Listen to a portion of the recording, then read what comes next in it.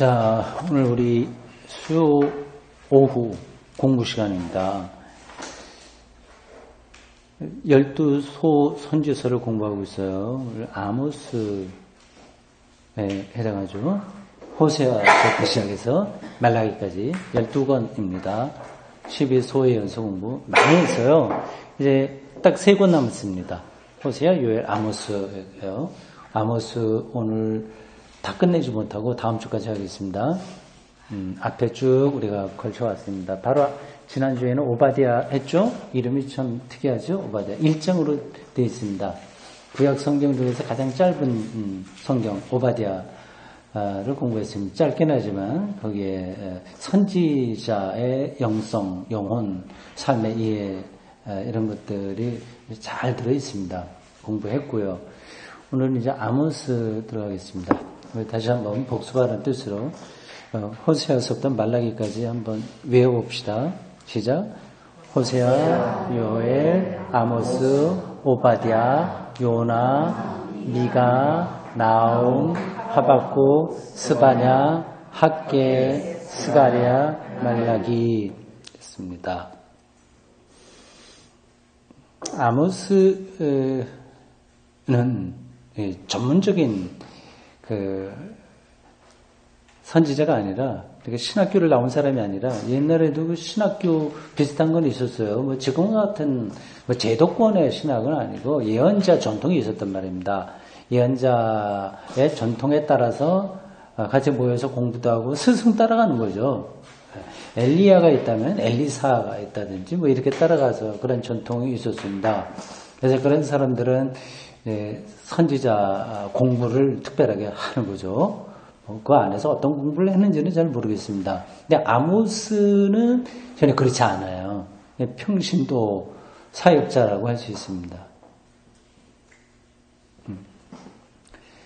아모스라고 하는 이름은 여호와께서 나르신다.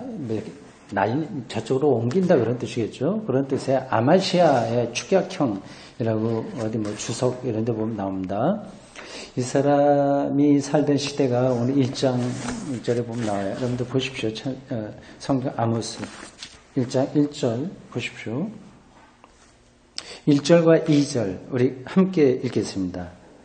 유다왕 우시아의 시대에 곧 이스라엘 왕 요아스의 아들 여로보암 시대에 지진 전 2년에 드고와 목자 중 아모스가 이스라엘에 대하여 이상으로 받은 말씀이라. 그가 이르되 여호와께서 시온에서부터 부르짖으시며 예루살렘에서부터 소리를 내시리니 목자의 초장이 마르고 갈매산 꼭대기가 마르리로다. 아멘. 요 1절, 2절 요것만 갖고도 우리가 할 말은 많습니다. 여기에 많은 사람들이 나와요. 그리고 지역 이름도 나오고요. 보십시오. 유다가 있고 유다가 있다면 또 상대적으로 어떤 나라가 있어야 되죠? 이스라엘이죠. 유다와 이스라엘이 이렇게 대비되고 있습니다. 보통 북이스라엘, 남유다라고 합니다. 남유다의 다윗 왕조의 정통성이 이어졌고요. 실제적으로는 북이스라엘이 더 큰 나라였었는데 그 나라가 잘 좀 이렇게 남유다보다 오래 갔으면 또 정통성이 그쪽으로 갔을지 몰라요. 근데 북이스라엘은 뭐 한 나라가 잘 되고 안 되고는 자기들의 노력도 있지만 주변 열강들의 어떤 그 관계가 굉장히 중요합니다. 그리고 그 사이에서 작은 나라들은 특별히 좀 그렇죠. 그래서 어떻게 외교를 행하느냐에 따라서 나라가 그냥 목숨을 부지할 수도 있고 완전히 망할 수도 있습니다. 북이스라엘은 조금 이제 바둑의 수를 잘못 놓은 거죠. 그래도 자부심 갖고 한번 해보자. 이게 굉장히 자기들의 민족적인 어떤 자부심이 이게 강했습니다. 그래서 아시리아하고 이제 맞짱 붙어서 한번 해보자. 연합군을 만들어서 대항을 했거든요. 그러다가 이제 망한 겁니다. 722년 혹은 기원전 721년 그쯤 되는 거예요. 아모스는 그 이전에 활동한 사람입니다. 이런 사람이 드물어요. 되게 북이스라엘은 망하고 그다음에 남유다만 남았을 때 선지자들이 일어나서 활동을 많이 했습니다. 그렇게 되는 것은 나라가 위기에 빠져야 그런 영성가들이 올바른 소리를 낼 수 있거든요. 그 위기가 안 되면 사람들이 별로 심각하게 생각하지 않기 때문에 그냥 대충 그냥 살고 맙니다. 그래서 북이스라엘 망하고 남유다가 바벨론의 위협을 많이 받고 있을 때 많이 일어났어요. 선지자들이. 그리고 50년 동안 바벨론 포로가 있을 때에도 많이 일어나고 그 뒤에도 굉장히 나라가 사실은 바벨론 포로 귀환한 다음에도 계속해서 어려웠습니다. 사실은 바벨론 포로 가면서부터 나라는 그냥 나락으로 떨어졌다고 생각하시면 됩니다. 포로 생활하다 돌아와 봤자 뭐 별로 괜찮은 적이 없었습니다. 그러다가 점점 망해갖고 이제 마카비 왕조를 거쳐서 예수님 시대까지 이제 오게 되거든요. 그때 또 선지자들이 많이 활동했습니다. 우리가 앞에서 본 선지자들, 우리가 9명 다 봤죠. 이런 사람들은 대다수가 그 바벨론 포로 그 시대예요. 앞서 봐야 조금 앞에 그 위기 가운데서 했습니다. 근데 이 아모스는 굉장히 초기에 활동한 사람이에요. 초기. 그러니까 북이스라엘이 아직 괜찮을 때, 여기 보면 북이스라엘의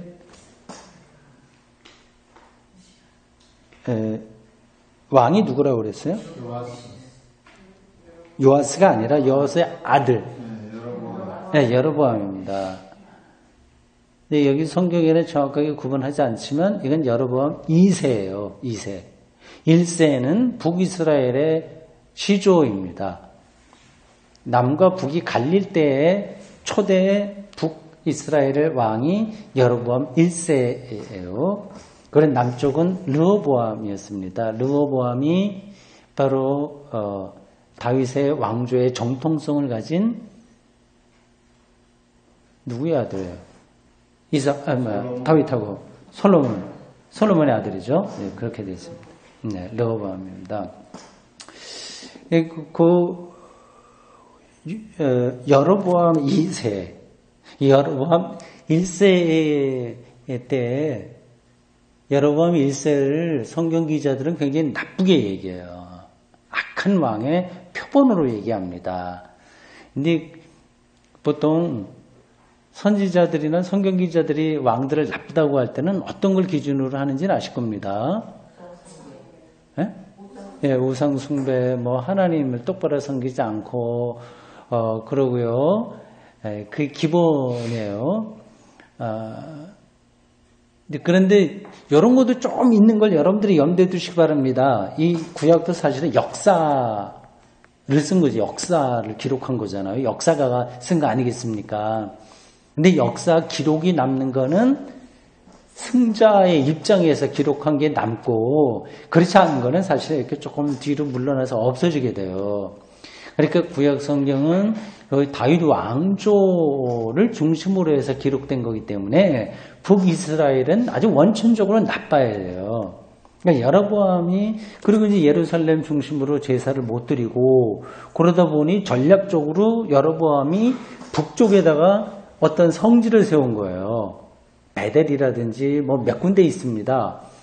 그리고 예루살렘 성전에 있는 뭐 지성소에 있는 게 뭐라고 그러죠? 두 가지 있다고 그러잖아요. 규정한 거 성물, 뭐 아론의 뭐 지팡이, 깎는 지팡이, 그리고 뭐 모세의 율법, 뭐 이런 거죠. 근데 그런 것들을 다시 가져올 수는 없잖아요. 그러니까 자기들 멋대로 뭐 다른 걸 좀 만드는 거죠. 그게 이제 우상이 돼서 그래 됐습니다.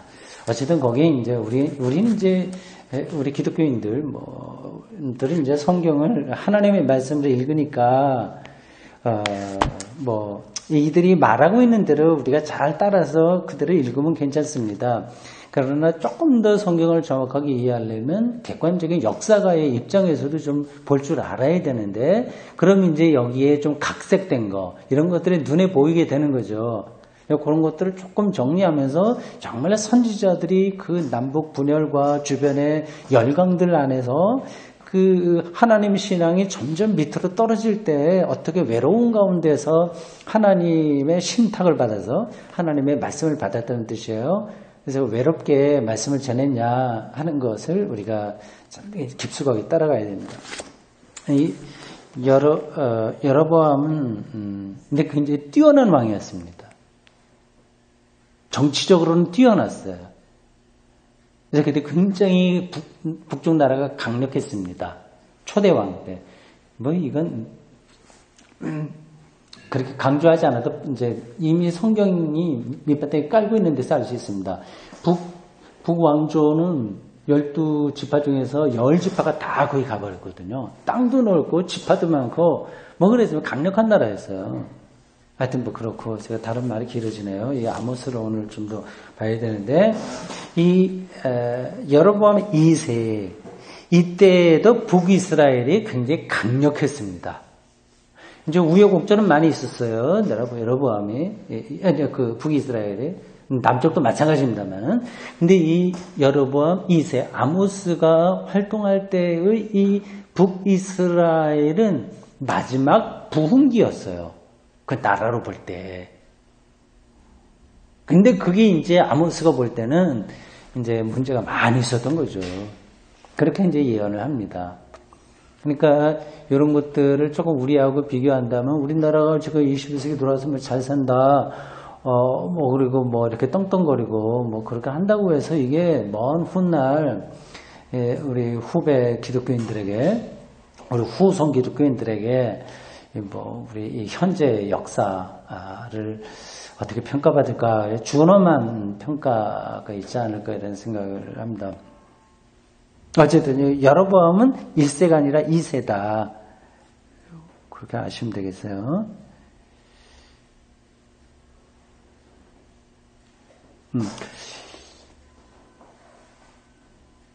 그리고 여기 아모스가 목자라고 하는 걸 알 수 있죠. 목자. 지진이 일어나기 2년 전이라고 그래요. 그 당시에 그 지진이 굉장히 컸었나 봅니다. 이 여름대 기록된 거 보면요. 드고아라고 하는 거는 드고아라고 하는 거는 사람 이름이겠어요? 어떤 민족의 어떤 지파 이름이겠어요? 지파 아니면 지명이겠어요? 당연히 지명이죠. 드고아라고 하는 출신 목자입니다. 양을 치고 또 뽕나무를 이제 키워서 먹고 사는 그래도 뭐 풍족한 사람이었던 것 같아요. 이 드고아라고 하는 지역이 이제 무역을 하는데 요충지라고 합니다. 그래서 사람들 왕래가 많고요. 목축업이 옛날부터 많이 발전해서 뭐 괜찮았던 지역 좀 상류층은 아니라고 하더라도 예루살렘 말고 다른 지역으로서 굉장히 부가 있는 그러한 지역이라고 합니다. 여러분들 지도를 한번 보실까요? 이 아모스가 어디 출신인지 좀 더 정확하게 지리적으로 봤으면 좋겠습니다. 여러분 그 성경 뒤로 가보세요. 우리가 지도를 몇 번 봤는데 여태까지는 제 첫 번에 나온 지도 봤어요. 창세기 세계 넘어가십시오. 그건 이제 바벨론과 아시리아를 우리가 보려고 해서 그 지도를 살폈습니다. 우리가 오늘 이 아모스를 보려면 세 번째와 네 번째 지도 보시면 되겠습니다. 세 번째와 네 번째. 여러분이 가지고 있는 성경에 저하고 똑같이 나오는지 모르겠습니다. 세 번째 지도의 제목은 분단된 이스라엘 왕국 되어 있는데 맞습니까? 네. 그리고 네 번째는 이스라엘과 유다의 선지자들 이렇게 되어 있는데 맞죠? 네. 보십시오. 분단된 이스라엘 왕국 보세요. 그 밑에 예루살렘이 있습니다. 예루살렘 바로 위에 아나돗이 있고 라마가 있고요. 점선으로 이렇게 나라 국경이 되어 있는데 맞죠? 네, 점선. 거기 이제 남유다예요. 이게 좁죠, 작아요. 위로 가보세요. 베델은 굉장히 가깝죠. 경계선이에요. 예루살렘에서 별로 멀지 않습니다. 이 베델이 북이스라엘의 성소가 있는데요. 거룩한 장소였습니다. 그래서 조금 더 직선으로 위로 올라가게 되면 뭐 세겜도 그런 성소가 있었던 것이고요. 근데 성소라고 하는 게 이스라엘이 독립적으로 만든 데도 있지만 대개는 그쪽에 원주민들이 만들어 놓았던 성소를 이제 자기들 걸 만든 겁니다. 그러니까 이건 지리적으로 뭐 그런 할 만한 장소였던 것 같아요. 그러니까 베델, 세겜 이런 데가 다 북이스라엘에게서 중요한 성소였습니다. 사마리아 성, 이건 수도죠. 뭐 우리를 따지자면 사마리아는 평양 정도 되지 않겠습니까? 그리고 베델 이거는 뭐 개성 이 정도 될 것 같네요. 네, 그건 아주 넓었습니다. 이 갈릴리 호수까지 쭉 보십시오. 그러면 북이스라엘이 굉장히 넓었어요. 10지파가 다 거기 있었으니까요. 예루살렘 보세요. 예루살렘 밑에 뭐가 나와야 되는데 나오지 않았습니다. 그 오른쪽 그림으로 가셔야 되겠네. 이스라엘과 유다의 선지자들. 거기 드고와 표시되어 있죠. 아모스라고 하는 손으로 그어서 나왔을 겁니다. 그러니까 아모스가 드고와 출신이라고 하는 거예요. 근데 재밌는 거는 그 드고와에서 베델까지 아주 검은 화살 표시가 있죠. 그러니까 이 아모스는 특이한 선지자예요. 남쪽 출신인데 북쪽까지 가서 예언 활동을 했습니다.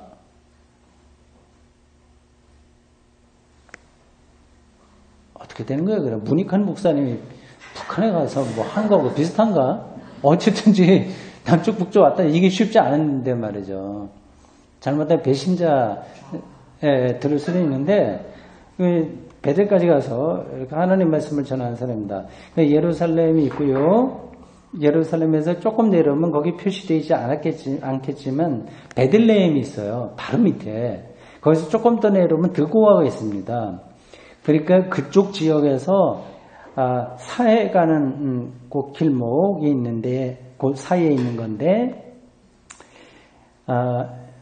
거기서 이제 쭉 저쪽 아람이라든지 바벨론 그런 쪽으로 가는 데에서도 길목이라고 합니다. 두고아가요. 거기 출신입니다.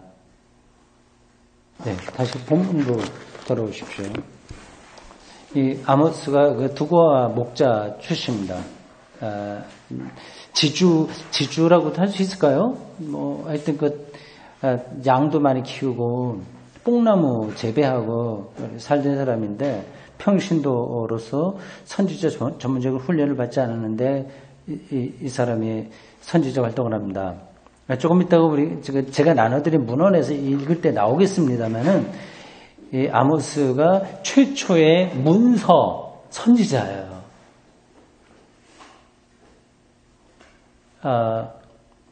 최초의 문서 선교사라고 선지자라고 한다면 그거하고 다른 선지자가 있다는 뜻이겠죠? 그게 어떤 선지자인지 머릿속에 조금 그려지시는지 모르겠습니다. 문서로 선교했다고 하는 하나님 말씀을 한 이름을 달고서 나온 선지자들이요. 이 사람들은 다 우리가 처음에 얘기했습니다만 그 중간에도 한두 번 제가 짚어드리긴 했는데 후기 예언자 그룹을 다 가리킵니다. 그러니까 문서로 남은 거예요. 이 사람의 설교가. 근데 설교가 문서로 남지 않은 사람들이 있잖아요. 그 사람들은 주로 더 초기예요. 더 위로 올라가요. 그때는 아직 그런 것들을 글로 남길 그런 상황이 아니었기 때문에 그냥 왕조 시대 초기 통일 왕조 그리고 뭐 분열 왕조 하면서 그 초기 때 뭐 엘리야, 엘리사 이런 사람들을 문서 선지자라고 하지 않습니다. 그냥 선지자 활동만 한 거예요. 근데 이렇게 문서로 남은 사람들 이사야, 예레미야, 에스겔 이게 대선지자고요. 호세아서부터 시작해서 말라기까지 이게 12소 선지서인데 이 사람들이 바로 문서 선지자들이다. 그러겠죠. 근데 그 중에서 최초의 사람이 아모스예요. 특별하죠. 이런저런 여러 가지 특별히 있습니다. 남쪽 출신인데 북쪽 왔다 갔다 하면서 설교했다. 그리고 최초의 선지자다. 문서 선교자다. 그런 겁니다. 2절 한번 보십시오. 여호와께서 시온에서부터 부르짖으시며 예루살렘에서 소리를 내리시니 목자의 이건 아주 초기 그 사람의 출신 지역을 얘기합니다. 예루살렘 하면서요. 초정이 마르고 갈멜산 꼭대기가 마르리로다. 갈멜산은 어디 있죠? 그 북쪽에 있겠죠? 갈멜산은 제가 확인을 못했습니다만 그러려고 보는데 모르겠습니다. 갈멜산. 네, 지나갑시다. 그러니까 여기서 아모스 선지자의 이 설교 성격이 나옵니다. 심판이에요. 심판. 네, 이 정도로 하고요.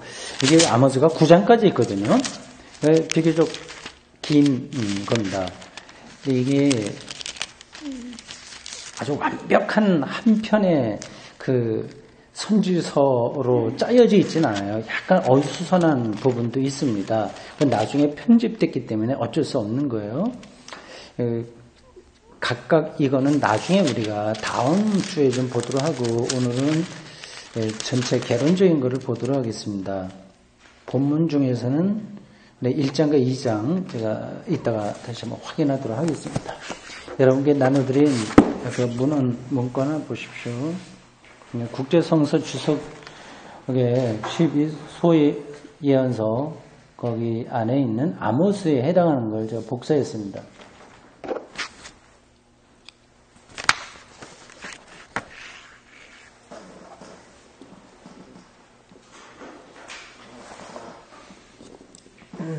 지금 우리는 아주 옛날, 2700년, 800년 전에 살았던 선지자의 설교를 읽습니다.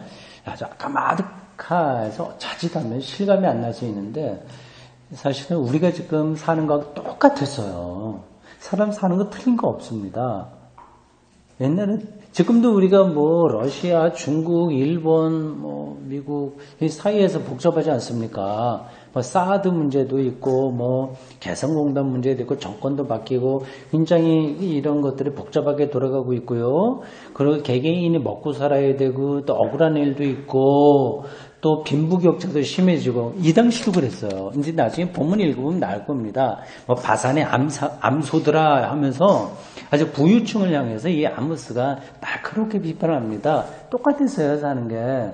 앞으로 뭐 제 생각에 뭐 인공지능 이런 게 나오고 로봇이 우리를 다 도와준다고 하더라도 인간의 삶은 근본적으로는 변하지 않습니다.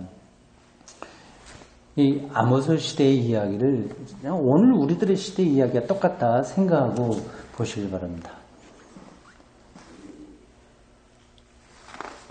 오늘 좀 길어요. 내용이 4쪽에 해당합니다. 시간 될 때까지 읽으면서 좀 설명하도록 하겠습니다. 아모스가 도대체 어떤 사람이고 어떤 책이냐, 어떤 설교를 했냐 하는 것을 개론적으로 구약 신학자가 이렇게 정리한 겁니다. 본서의 표지에 따르면, 표지는 제목이라고 하는 건데 1장 1절에 나와 있는 걸 가리킵니다. 앞에서 우리가 읽은 유다 왕 우시야 시대, 여로보암 시대 그런 것들이에요. 표지에 따르면 예언자 아모스는 유다에서 우시야. 이 번역은 옛날 공동번역 뭐 그런 거 비슷하게 중심으로 했기 때문에 이 주석서도 그런 식으로 번역을 했어요. 우리가 익숙하게 알고 있는 건 이제 우시야입니다. 우시야나 우찌야나 똑같은 사람이요. 주전 784년에서 746년에 재위했던 왕이에요. 몇 년쯤 됩니까? 거의 40년 되네요. 그렇죠? 40년 동안 살았다는 건가? 아니면 재위 기간일까요? 제위이겠죠. 이 사람이 왕으로 있던 시대로 내가 추정이 되는데 40년 동안 왕위에 있었으면 굉장히 오래 됐던 겁니다. 한 왕이 오래 한다고 하는 것은 그때 평화 시대라는 거예요. 네, 나중에 한번 여러분들 집에 가서 확인해 보시기 바랍니다. 저는 제위 기간이라고 보여요. 이스라엘에서는 여로보암 2세 여기 나왔네요. 2세가 나라를 다스리던 주전 787에서 746년 다스리고 있던 때니까 이건 제위가 분명하죠. 그렇습니다. 그 시대에 등장했다고 합니다. 나름대로 좀 잘 나가던 시대예요. 먹고 살기 좋았던 그런 시대입니다. 우리가 본서에 미루어 예언자 생애라고 짐작할 수 있는 것은 바로 이러한 사실과 부합한다. 7장 10절 이하에서 여로보암은 그 당시에 군주로 언급된다. 그리고 그 당시 정치적 열광과 문화적 환희에 대한 예언자의 비난. 그때 굉장히 좋았나 봐요. 정치적으로 나라가 잘 나가니까. 그런 문화적 환희. 재밌는 것들, 문화활동, 그런 게 있었던 것 같습니다. 그건 축제 이런 거 많잖아요. 가나안의 축제는 아주 유명한 거예요. 바알 신앙은 기본적으로 축제 신앙입니다. 우리가 야구장에 간다거나 아니면 이런저런 대구에서도 이런저런 축제들 많이 있지 않습니까? 그런 것들이 사실은 가나안의 농경 축제하고 틀릴 거 하나도 없어요. 약간 형식만 달라지는 거죠. 그러니까 그때도 요즘 좋았던 것처럼 이제 좋은 사람들이 많이 있었던 것처럼 아주 문화적인 환희에 빠져 있었다고 하는 거죠. 근데 거기에 대해서 예언자가 비난하고 있어요. 이걸 보면 여로보암 2세의 치하에서 이루어졌던 북왕국의 마지막 전성기에 대한 표성을 잘 들어갑니다. 아주 역사적으로 볼 때 그 당시에는 북왕국의 마지막 전성기였다. 그 얘기입니다. 그게 아모스가 말하는 거하고 딱 들어맞는다. 그죠? 아모스는 유다 사막의 경계 지역에 있는 드고와 태생이다. 거기서 더 내려가면 이제 더 사해 쪽으로 가니까 거기 가게 되면 사막이죠. 그러니까 더 건너가면 사막이 되는 그 마지막 경계에 드고와 태생이다. 그 자신의 말에 따르면 그는 양을 치는 목자예요. 돌 무화과 나무를 갖고는 농구였다. 이게 뽕나무로 우리말 성경에 번역되어 있을 겁니다. 뽕나무하고 돌 무화과가 똑같은 건가요? 예?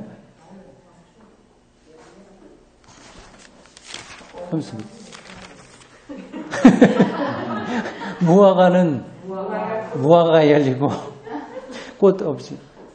감수가 어떻게 돼? 7장 14절. 7장 14절 보세요. 성경. 아모스가 아마시아에게 대답하여 이르되, 이게 아마시아하고 아모스하고 싸웠습니다. 둘 다 선지자. 아마시아가 대제사장이든가 뭔가. 네, 제사장 아마시아네요. 제사장은 제도권 종교 권력자죠. 아마시아가 이제 아모스에 대해서 뭐라 하는 거예요? 왜 자꾸만 이렇게 예? 말씀하세요. 닮았다고요? 예. 지금 스마트폰으로 확인했어요? 지금 목사가 설교할 때나 뭐 할 때나 조심해야 돼. 즉시 확인되니까 완전히 뻥치면 이제 금방 탈로 나죠. 그러니까 모르는 걸 모른다고 하는 게 최선이에요.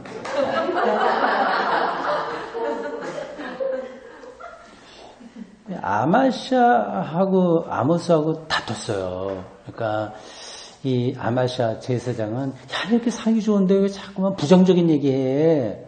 요거고 아모스는 아니야 너희들 겉으로 볼 때 이렇게 잘 사는 것 같지만 여기 정말 이게 심각한 문제야. 이렇게 했습니다. 이거는 마치 예레미야하고 하나니아하고 싸우던 거하고 비슷합니다.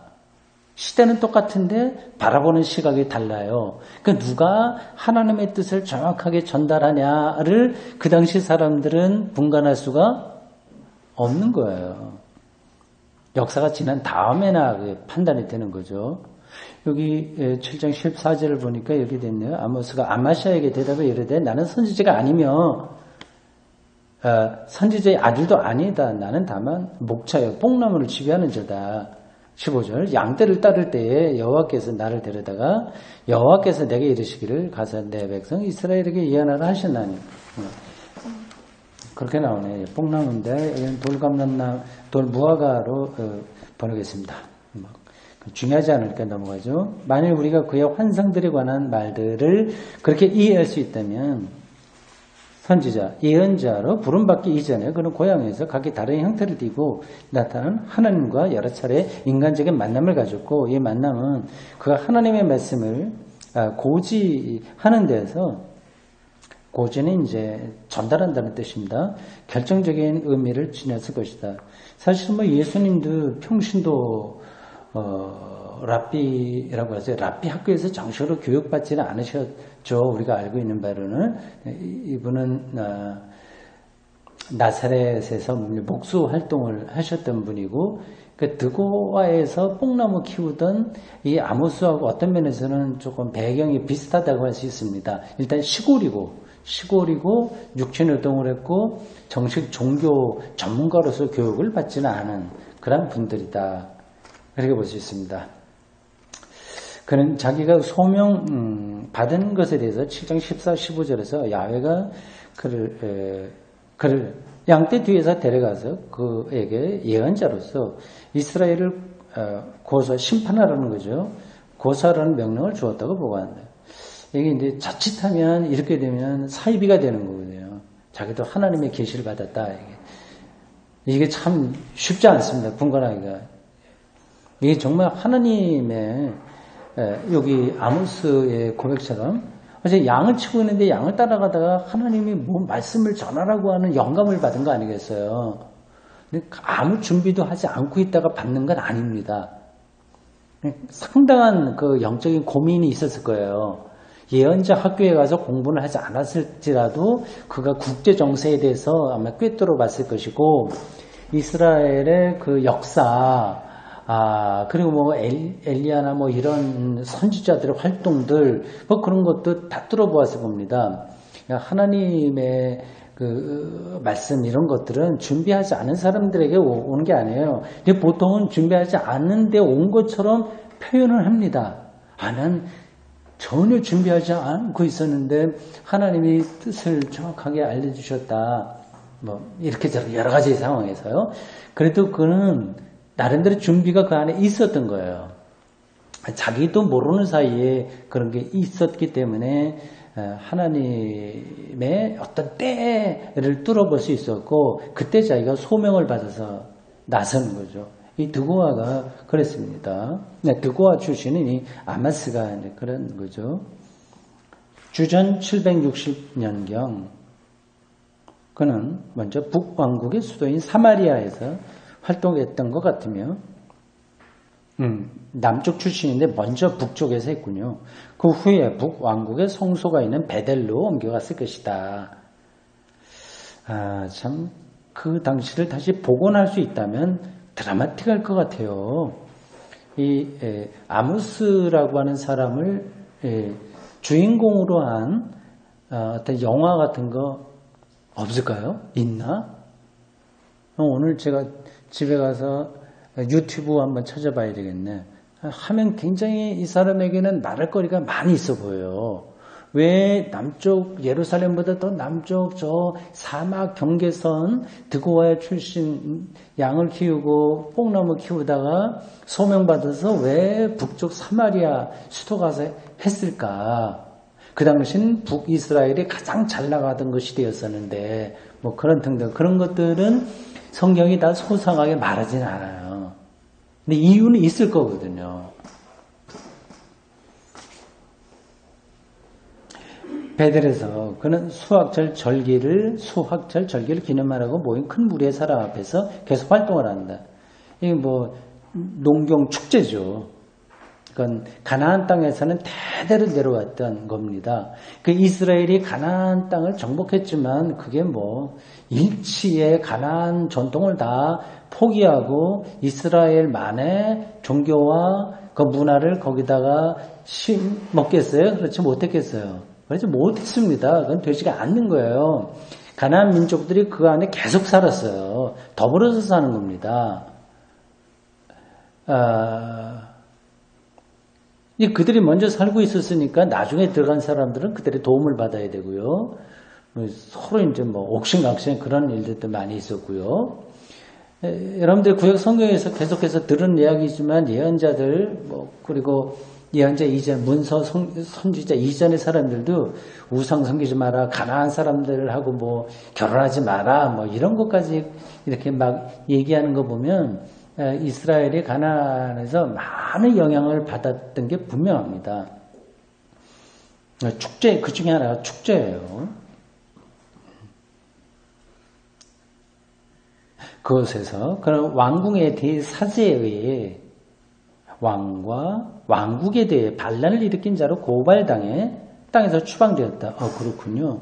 네, 우리 앞에서 얘기한 그 아말샤라고 하는 제사장이 이 아모스를 거의 간첩처럼 말한 거죠. 네. 이건 완전히 사회를 혼란하게 만드는 트러블 메이커, 하여튼 굉장히 블랙리스트에 아주 앞자리에 올라갈 만한 그런 사람으로 몰아붙여갖고 더 이상 거기 있을 수 없었던 거죠. 그는 추측컨대 잠시 동안만 그곳에서 활동했을 뿐 거기에서 그의 고향인 유다로 돌아간 것 같다. 북쪽에서 하다가 실패하고 남쪽으로 내려왔네요. 그런 것 같습니다. 이거야 뭐 어떻게 100% 우리가 아는 건 아닙니다.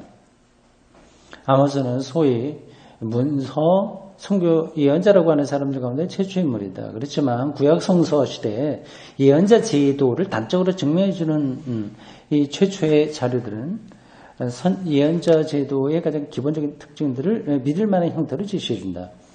번역이라서 좀 표현이 투박한데 하여튼 여기에 보면 예언자 전통이 살아있다고 하는 것을 아주 오래전에서부터 있었다고 하는 걸 알 수 있다. 그 얘기입니다. 아모스가 환상을 보고 그 선지자들의 특징이에요. 환상을 보는 거예요. 근데 환상을 본다는 말이 그냥 뭐 이상한 거 막 정신이 이상해서 뭐 헛거 본다고 생각하시면 안 되고요.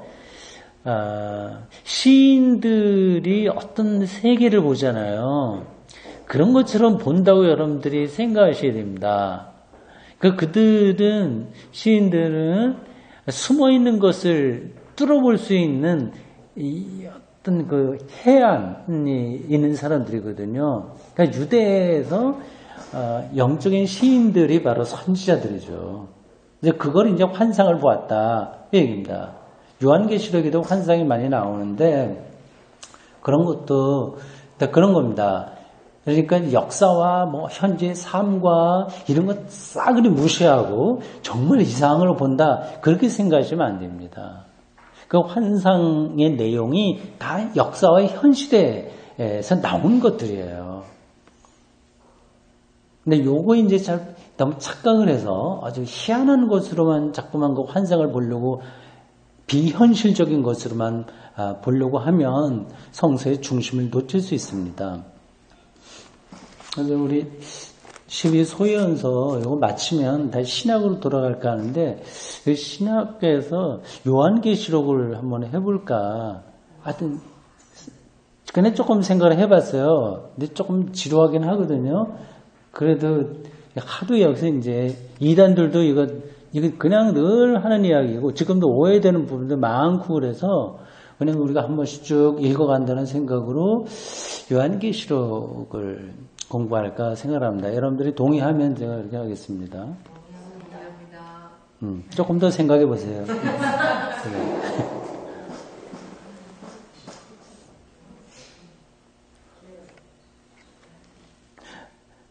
아모스가 환상을 보고 하나님의 부름을 받는 과정에서 하나님과의 인격적 만남이 이런 것도 참 중요한 표현인데 인격적으로 만난다는 거. 하나님을 어떻게 우리 인격적으로 만나냐고 하는 겁니다. 접어두고요. 이런 거 일일이 다 설명하면 시간이 넘어가요. 아모스가 하나님의 말씀을 고지하기는 동기죠. 출발점입니다. 하나님은 불가항력적인 권능을 가지고 아모스의 삶에 개입해서 이런 것에 정말 사로잡히는 경험들이 있어야 되는데 쉽지 않죠. 그 외적인 생활뿐만 아니라 인간의 내면까지도 변화시킨다. 그러니까 하나님 경험은 불과 같은 경험이라서 우리를 근본적으로 변화시킨다고 하는 거예요. 예언자에게서 하나님이 강제로 개입한다는 것은 그 자신이 하나님의 명령에 무조건 순종해야 한다는 말 뿐만 아니라 그러니까 만약에 쓰나미를 맞는 거하고 비슷한 거죠. 자기 삶에서. 오면 어떻게 해요? 쓰나미를 맞서서 막아낼 수는 없어요. 가야지 같이. 그런 경험들입니다. 얼마나 그게 낯설긴 하지만 행복한 거겠어요. 우리는 이제 사소한 이런 거 일상에서 벌어지는 것 때문에 머리가 그냥 복잡하고 정말 궁극적인 평화 이런 게 놓치지 않습니까? 놓치잖아요. 그러니까 그런 것에 이 쓰나미에 밀리듯이 하나님을 그렇게 경험한 사람들은 오늘 우리가 여기 아모스에서 보듯이 불가항력적인 것을 경험하게 돼서 무조건적인 순종을 하게 되는 겁니다. 참 행복한 거죠. 하나님과 관련을 맺고 있는 사람들과 상황들은 오로지 그에게만 제약당하고 그에게만 의미가 있는 것으로 믿고 판단해야 한다는 뜻이기도 하다. 이제 하나님은 그 사상의 중심이 되었다. 하나님이 중심이 된단 말이에요. 백성에 대립해서 스스로 하나님 편에 서 있다고 생각하는 예언자의 메시지는 이러한 하나님 중심적인 경향이 된다. 그러한 사고 경향에 그런 생각하는 거예요. 숨이 일관하게 철저하게 서서 모든 분야에서 관한 결론을 이끌어낸다. 그에게서 하나님은 인간을 제한하는 모든 속박들과 미지근한 악마적 속성들을 지닌 모두 우연적인 사건들과 아무 상관이 없는 절대적인 인격적 세력이다. 이 번역이 좀 그렇죠. 확 안 들어오죠. 이게 쉽게 말하면 우리가 지금 자본주의 여기에 우리가 계속 딸려다니잖아요. 이런 거서부터 이제 완전히 자유로워지는 그런 거죠. 하나님이 그렇게 경험하는 거예요.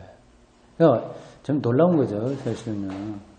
하나님 신앙은 그냥 우리가 종교적으로 조금 어떻게 세련된 사람이 되자가 아니라 우리의 삶의 어떤 그 근원적인 변혁입니다. 하나님 나라와 통치와 거기에 휩싸이는 것, 불을 경험하는 것과 같은 거죠. 지금 하나님이 이제 그러한 인격적, 절대적인 인격적 세력이다. 거죠. 이렇게 인격적이라고 하는 것은 이 삶과 관계없이 공중에 떠 있는 게 아니라 아주 구체적인 삶 속에서 하나님과 관계를 맺는다는 뜻입니다. 그의 행동 법칙은 그를 거스르거나 그와 함께 독자적인 세력을 요구하는 모든 사람들을 심판함으로써 자기 자신의 본질을 관절시키는 것이다. 이렇게 해서 심판사상은 사실 심판 설교하기가 얼마나 불편해요. 사람들은 달콤한 거 듣고 싶어 하지 않습니까? 복 받는다든지 좀 힘들지만 힘내라. 하나님이 우리 결국 붙들어 주실 거야. 그렇게 해야 하는데 이 아모스는 심판나는 거예요. 지금 아무 생각 없이 지금 우리나라 여로보암 왕 때문에 잘 먹고 잘 살게 되었다고 해서 이렇게 편안히 살고 있는 사람들에게 너희들 그게 문제야 이렇게 설교하니까 이게 심판 설교거든요. 이런 것들은 하나하나의 과실들에 대한 그때그때의 징벌적 성격을 상실해버린다. 이것도 뭐 번역이라서 확 안 들어오죠. 그러니까 뭐 요거 하나 잘못했으니까 뭐 벌 받고 아니면 어떡하는지 그런 것들을 뛰어넘어서 전체 시대 정신, 전체 삶, 우리의 운명 이 전체에 대한 심판을 가는 거죠. 본서에서 아모스요. 심판 사상은 원칙적이고 궁극적이며 필연적인 성격을 지닌 하나님의 본질을 근본적으로 표현한 것이 된다. 이런 게 이제 예언자 정신이라고 하는 겁니다. 네.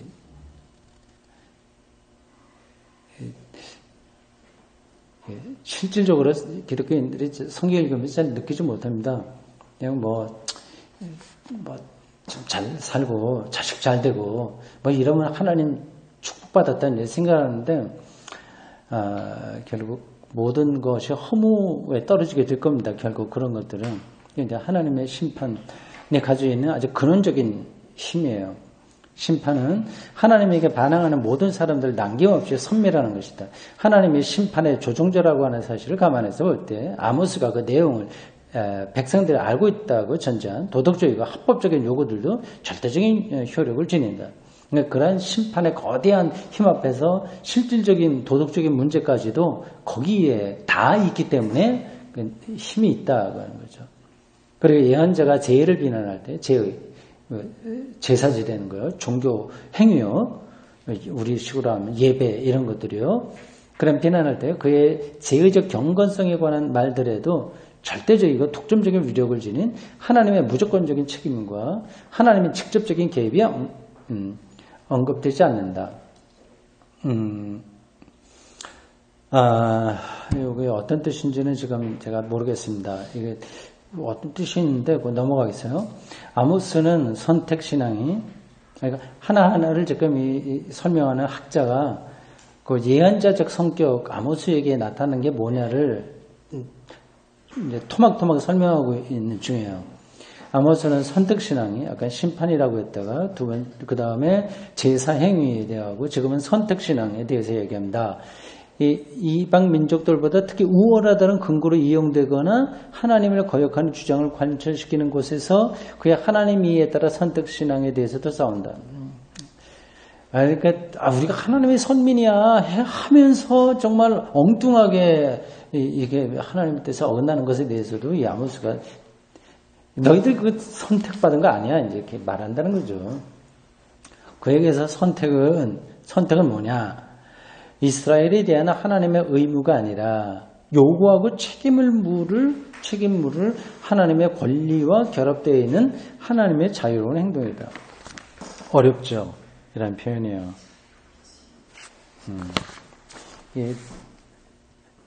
그 신앙이라고 하는 거를 아주 몇 개 기도 많이 했다. 어떤 기도의 응답을 받았다. 그 사람 괜찮다 그런 차원이 아닌 거예요. 더 근원적인 거죠. 우리가 선택받았다고 하는 것은 내가 하나님에 의해서 이거 한다 요런 데 있는 게 아니라 그게 바로 하나님의 자유로운 행동이라고 하네요. 내가 선택받았다 안 받았다 이렇게 말할 수 없는 거죠. 하나님의 자유로운 행동이니까. 무조건 요구하고 관철시키는 하나님의 정권으로부터 아모스는 자기의 힘을 믿고 자기 민족을 강대국이라고 자부하거나 하나님을 개의치 않고 이웃을 아랑곳하지 않은 즉 오로지 자기 자신의 쾌락만을 일삼는 사치생활에 만족하는 사람들의 뻔뻔스러움을 비난한다. 예언자가 이와 같은 인간의 타락성을 반박하는 가차없는 부정 아니야 이렇게 얘기하는 거거든요. 부정 이거 독일어로 nine 이렇게 되어 있죠. 영어로 no라고 하는 겁니다. nine 여러분부터 예언자를 사로잡고 있는 어느 누구도 피할 수 없는 하나님의 현실에 대한 강한 긍정이 nine하고 긍정 이건 독일어 야 yes라고 하는 겁니다. 한쪽으로는 부정하고 한쪽으로는 하나님의 큰 긍정을 하게 되는 겁니다. 참 예언자의 영성이라고 하는 것은 정말 놀라운 거죠. 그걸 좌고우면하지 않고 권력 이렇게 눈치 보지 않고요. 종교적으로 어떻게 적당하게 잘해봐서 교회 키우면 된다. 그런데 떨어지는 것이 아니라 하나님의 절대적인 자유로운 행위 앞에서 자기가 거기에 끌려가는 거죠. 참 이게 쉽지 않아요. 근데 쉽지 않은데 이제 그렇게 되면 행복한 거죠. 실제 삶은 조금 불편하더라도 영혼이 행복한 겁니다.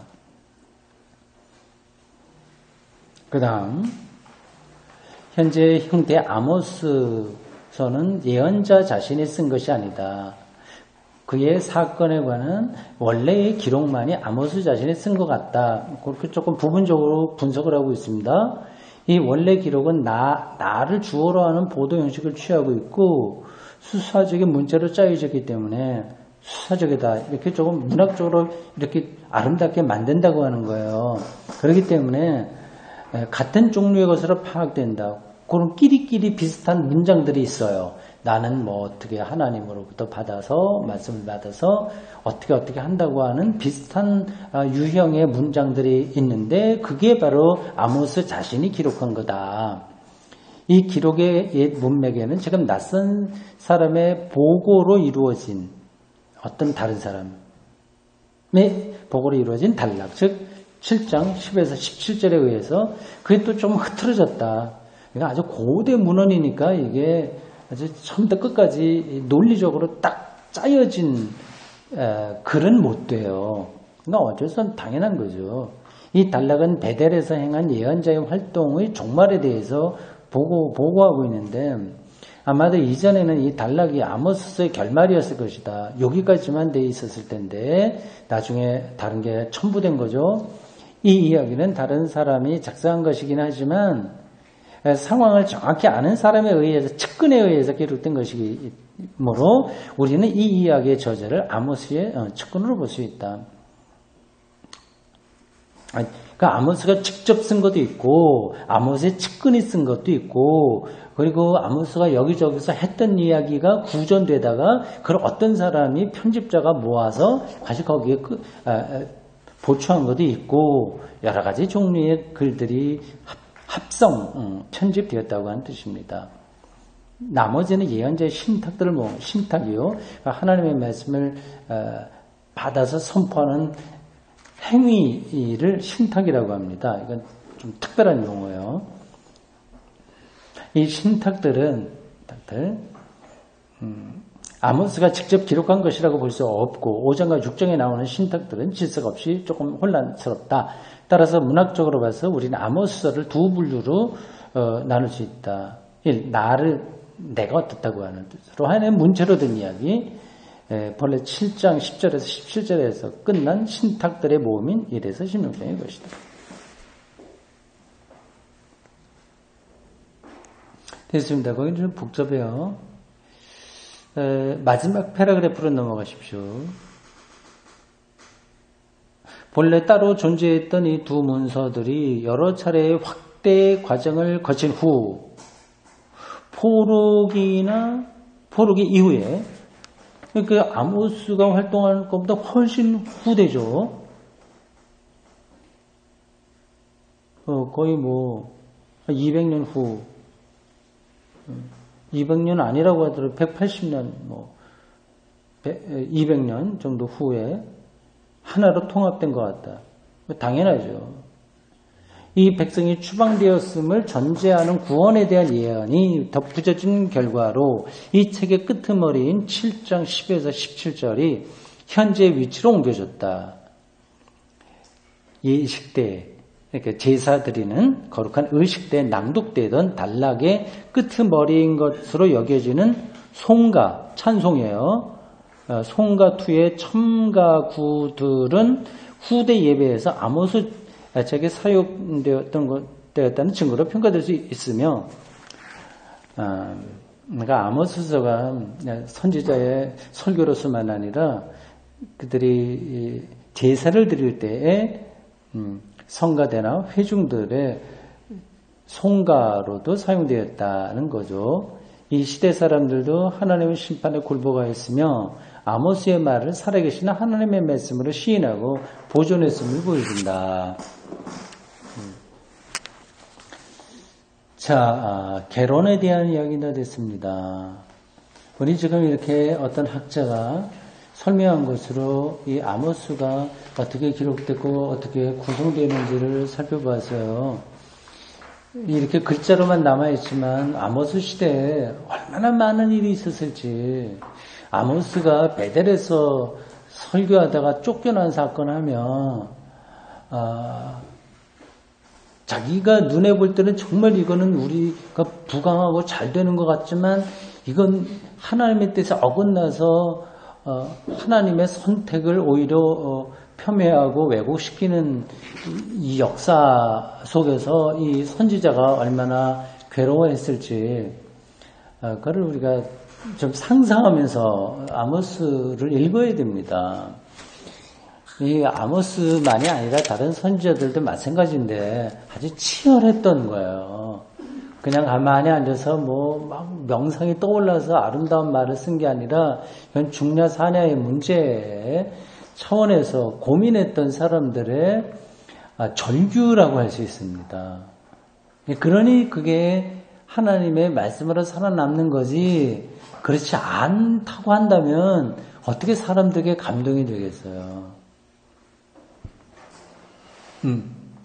그래서 한 가지만 더 말씀드린다면, 성경을 읽을 때 그 당시의 시각으로 일단 돌아가야 됩니다.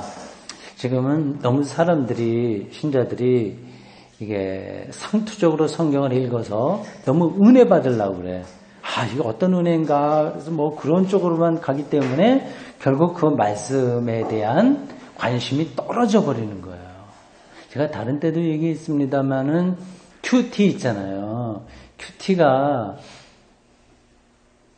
문제가 많습니다, 사실은요. 이게 성경 도구주의에 떨어지게 돼요. 그거를 제가 다 몽땅 싸그리 잡아서 잘못됐다고 하는 게 아니라 그 경향이 그렇다고 하는 거예요. 거기서도 잘하는 사람도 있겠죠. 근데 그건 자기가 중요한 거예요. 계속해서 내가 오늘 어떻게 살아야지, 내가 이 말씀을 붙들고 있어야지, 그런 것들을 사람들은 굉장히 가상하게 생각하잖아요. 그건 나쁘다고 할 수는 없겠지만, 그렇게 되면 이 아모스의 세계는 들어갈 생각을 하지 않습니다. 안 되게 돼요. 자기가 중요하면, 그러면 2000 몇천 전에 있었던 아모스가 어떻게 살았든 어쨌든 그거 무슨 상관이 있겠어요. 지금 보고 내가 은혜 받으면 그만이다 생각하는 거죠. 그러니까 은혜주의로부터 떠나자. 그 은혜는 내가 노력한다고 해서 되는 것도 아니고, 은혜 받는 척은 할 수 있지만 그는 우리의 영혼의 울림이 있지 않으면 안 되는데, 영혼의 울림을 가지려면 이 아모스의 그 상태로 가야 되는 거죠. 그래서 지금 우리가 이런 공부를 하는 겁니다. 그런 것이 바탕이 돼야 그 다음에 이제 정말 성경 읽을 때 이제 그 텍스트하고 자기하고 어떤 이 울림 이런 것들이 나오게 되죠. 그뿐만 아니라 이게 어떤 뜻인지를 더 알고 싶어지고 공부를 하게 되는 거죠. 자, 그거는 이제 접어두시고요. 성경 봅시다. 1장과 2장을 같이 한번 보도록 하겠습니다.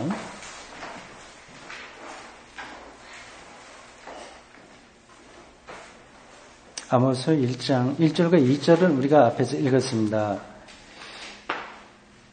3절부터 2장 3절까지 여기 내용, 여기에 주변에 여러 나라들이 나와요. 이거 아모스가 정말 참 부지런한 건지 어떤 건지,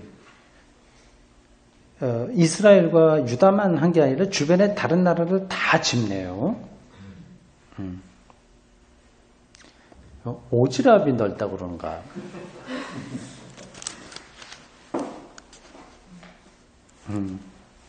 그러니까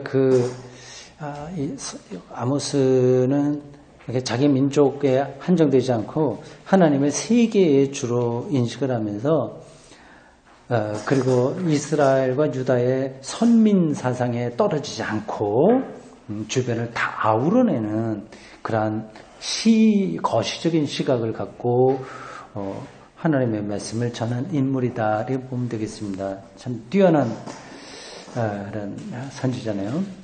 3절부터 2장 3절까지 교독해서 읽겠습니다. 저하고 여러분들 교독하시겠어요? 제가 3절 읽겠습니다. 여호와께서 이와 같이 말씀하시되 다메섹의 서너 가지 죄로 말미암아 비슷한 형식 투의 표현들이 반복되어 내가 그 벌을 돌이키지 아니하리니 이는 그들이 타작기로 타작하듯 길르앗을 압박하였습니다. 내가 하사의 집에 불을 보내니 내가 다메섹의 빗장을 꺾으며 아웬 골짜기에서 그 주민들을 끊으며 벳에덴에서 규 잡은 자를 끊으리니 아람 백성이 사로잡혀 기르에 이르리라. 여호와께서 말씀하셨느니라. 여호와께서 말씀하시되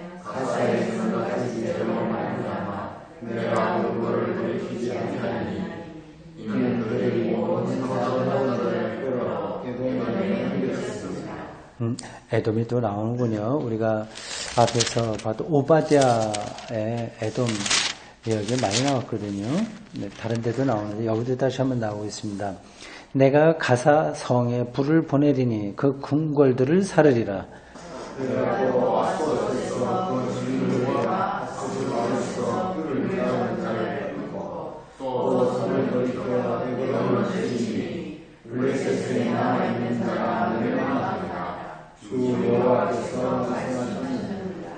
그래서 귤을 잡았다고 하는 것은 권력을 잡았다고 하는 뜻입니다. 최고 통치자라고 하는 뜻이요. 여호와께서 이와 같이 말씀하시되 두로의 서너 가지 죄로 말미암아 내가 그 벌을 돌이키지 아니하리니 이는 그들이 그 형제의 계약을 기억하지 아니하고 모든 사로잡은 자를 에돔에 넘겼습니다.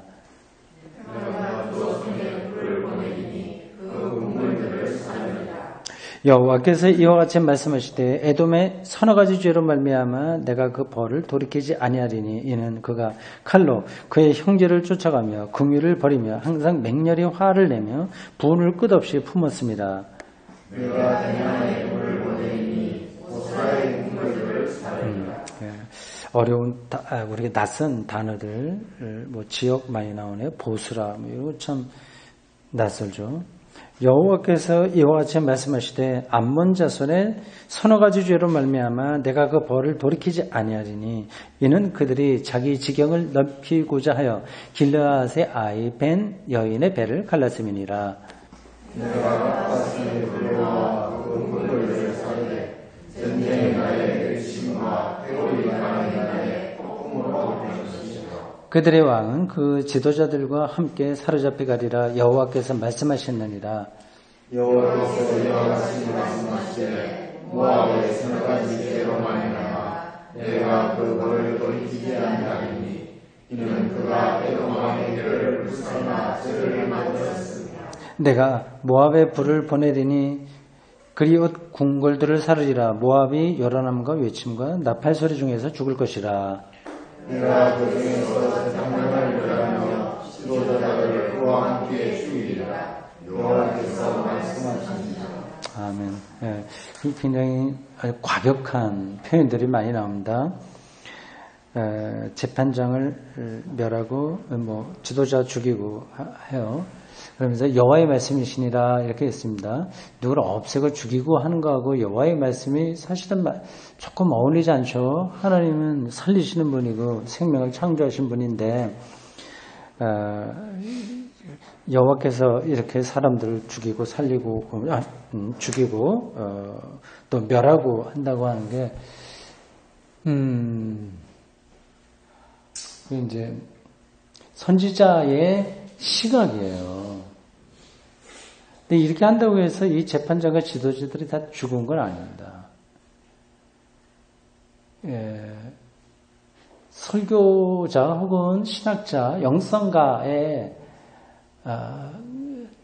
뜨거운 마음으로 여태까지 본인이 경험했고 알았고 전통적으로나 성서나 이런 걸 통해서 경험했던 것으로 선포한 그 내용이에요. 그래서 이것이 바로 하나님의 말씀과 많이 직결되냐 그렇지는 않습니다.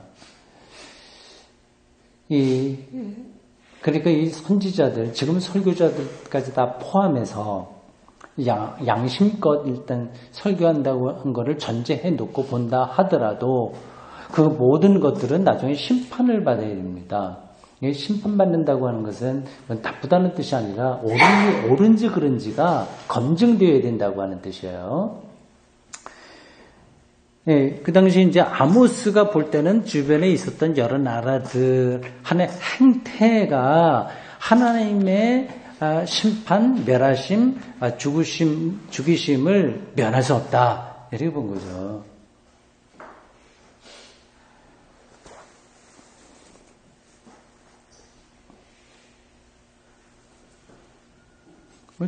지금 아모스가 다시 온다면 비슷한 얘기 하지 않겠습니까?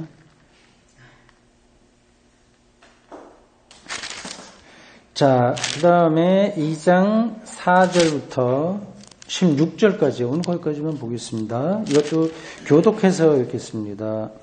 여호와께서 앞에서는 이제 주변 나라였어요. 주변 나라. 이제는 유다를 향한 겁니다. 유다, 그 다음에 이제 또, 이제, 저쪽 북이스라엘, 사마리아를 향한 거. 그 뒤에 차츰차츰 나옵니다. 주변 다른 나라를 하고, 일단, 그 다음에 예루살렘을 중심으로 한 유다를 향한 하나님의 심판을 이야기합니다. 여호와께서 이와 같이 말씀하시되 유다의 서너 가지 죄로 말미암아 내가 그 벌을 돌이키지 아니하리니 이는 그들이 여호와의 율법을 멸시하며 그 율례를 지키지 아니하고 그의 조상들이 따라가던 거짓 것에 미혹되었습니다. 내가 유다의 불을 보내리니 예루살렘의 궁궐들을 쌓으리라. 불과 궁궐 이런 단어들도 많이 반복됩니다. 여호와께서 이와 같이 말씀하시되 이스라엘에 바로 이제 이스라엘이 나오는군요. 유다에 내린 벌은 간단하게 4절, 5절 간단하고 유다가 더 많이 있네요. 이스라엘이 더 많이 있네요. 초기에 행했던 설교가 더 많이 여기 나오는 것 같습니다. 6절에요. 여호와께서 이와 같이 말씀하실 때 이스라엘의 서너 가지 죄로 말미암아 내가 그 벌을 돌이키지 아니하리니 이는 그들이 은을 받고 의인을 팔며 신 한 켤레를 받고 가난한 자를 팔며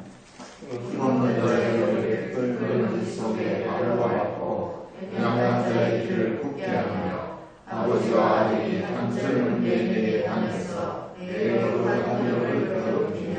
모든 제단 옆에서 전당 잡은 옷 위에 누우며 그들의 신전에서 벌금으로 얻은 포도주를 마시미니라. 내가 아무리 사람을 그들 앞에서 생각했나니 그 피는 배탈 먹는 것 같고 바람이 산소리 나는 것 같으나 내가 그의 열매와 그 아이의 뿌리를 진멸하였느니라. 네, 지금 이스라엘을 얘기하다가 갑자기 아모리 사람 나온 거는 지켜줬다. 내가 너희들을. 그런데도 너희들 왜 그러냐 하는 겁니다. 그 윗부분에서 의인을 팔고 은을 받고 뭐 그런 것들이요. 이게 그 당시 가장 잘 살던 때였습니다. 그 사람들은 당연하다고 생각한 건데 잘 살게 되면 결국 빈부의 격차가 심해질 수밖에 없어요. 정치인들은 그런 것들을 좀 줄여나가든 노력을 해야 되는데 그게 쉽지가 않습니다. 부라고 하는 것은 그게 축적돼 한쪽으로 몰리게 되어 있습니다. 그러니까 정치인이 잘해야 되겠죠. 그런 것들을 지금 계속 아모스가 비판하고 있습니다. 내가 너희를 애굽 땅에서 이끌어내어 40년 동안 광야에서 인도하고 아모리 사람의 땅을 너희가 차지하게 하였고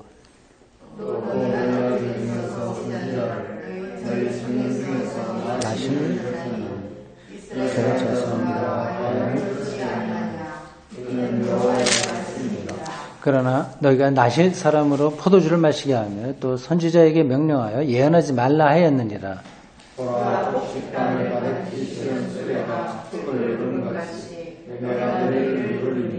빨리 다른 박질하는 자도 도망갈 수 없으며 강한 자도 자기 힘을 낼 수 없으며 용사도 자기 목숨을 구할 수 없으며 나도 피할 수 없으며 다 같이 용사 가운데 그 마음이 굳센 자라도 그날에는 벌거벗고 도망하리라. 여호와의 말씀입니다. 아멘. 13절에서 16절에 보세요. 여기 북이스라엘을 향한 하나님의 심판을 아모스가 표현한 겁니다. 문학적인 것도 많이 표현되어 있어요. 수사적이죠. 근데 실제적이기도 합니다. 여기는 이제 잘 나가는 모습들이 그려져 있어요. 곡식단을 가득 실은 수레. 제가 반복해서 말씀드렸는데 그 여로보암 2세 때에 이 북이스라엘은 정말 잘 살았습니다. 14절 빨리 다른 박질하는 자, 강한 자, 용사. 그리고 15절 활을 가진 자, 발이 빠른 자, 말 타는 자. 16절 용사들. 이런 것들도 다 결국은 지리멸렬하게 되리라 얘기입니다. 굉장히 비관적이죠. 어떻게 보면. 뭐 지금 뭐 이런 정도만 해도 괜찮지. 너무 야박스럽게 한다. 그렇게 볼 수도 있는데 이 예언자의 영성입니다. 이런 것들은 끊임없이 필요하다고 생각이 돼요. 그러니까 이게 참 말씀드리기 쉽지 않은데 하나님 믿는 사람들이 맨날 가난하게 살아야 되냐 뭐 그런 건 아니에요. 그러나 부를 목적으로 하는 것도 절대로 또 안 되는 건데 네, 이게 참 뭐라고 말씀드리기 힘듭니다. 자기 자신이 하나님과의 관계에서 감당할 수 있을 만큼 살아야 될 것 같습니다. 어쨌든 이 아모스는 이렇게 하나님의 심판을 아주 날카롭게 선포하고 있다고 하는 사실 우리가 기억해야 되겠고요. 이거는 2700년 전 그 시대만이 아니라 오늘 시대에 더 절실하게 필요한 말씀이 아닐까 생각이 듭니다. 그래서 아까 우리가 한번 짚기도 했고 개론으로 읽은 책에도 나왔습니다만은 우리는 교회가 아모스의 역할을 할 것인지 아니면 아모스를 쫓아낸 제사장 이름 뭐예요? 아마샤? 예, 아마샤 역할을 할 건지 예, 잘 생각해야 될 거예요. 아마 지금 아마샤 역할을 지금 하고 있다 이렇게 생각 맞을 겁니다. 기도하겠습니다. 주님, 오늘 저희들 2700년 전 두고 출신이지만 베델에 가서 사마리아에 가서 말씀을 선포하다가 고난받고 쫓겨나 남쪽으로 다시 내려와서 말씀을 선포했던 특별한 초기 문서 선교자 아모스의 말씀을 같이 읽고 공부했습니다.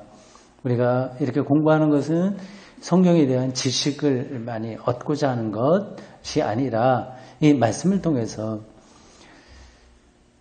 하나님 신앙의 깊은 차원을 맛보기 위함입니다. 주님, 우리에게 지혜를 허락하시어 거룩한 지혜를 허락하시어 이 말씀이 담고 있는 하나님의 근원적이고 시원적인 생명을 맛보고 오늘의 우리들의 앞에 놓여있는 삶을 용감하게 헤쳐나갈 수 있도록 인도해 주십시오. 아모스의 이 예언과 심판이 오늘 한국교회와 대한민국 사회에 꼭 필요한 줄로 아오니 하나님께서 필요 적절한 대로 우리를 사용해서 그 말씀을 때를 얻든지 못 얻든지 잘 전하며 살 수 있도록 도와주십시오. 다시 만날 때까지 우리 각자 있는 처소에서 주님의 자녀로서 잘 살기를 원하며 예수 그리스도의 이름으로 기도합니다. 아멘.